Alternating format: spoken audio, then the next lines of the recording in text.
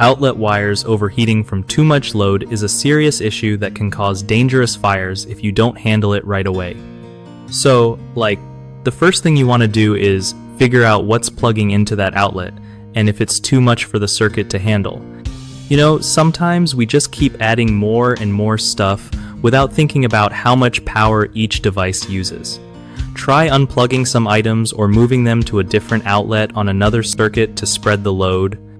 If you notice your plugs or outlets feeling warm or smelling weird, stop using them immediately because that's a red flag.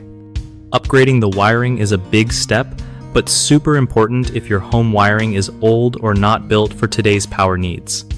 You might need an electrician to check if the circuit breaker matches the wiring size, because if the wires are too thin for the breaker, they can overheat. Also, don't forget to avoid using cheap extension cords or power strips that aren't rated for heavy loads. Lastly, regular checks and maintenance can save you from headaches and keep your home safe. One of the biggest mistakes people make with overheating outlet wires is ignoring the warning signs like flickering lights or burnt smells. Fixing this means immediately unplugging devices and calling an electrician. Another common issue is overloading circuits by plugging too many high-power devices into one outlet. Spreading out devices or upgrading your electrical panel can help with this.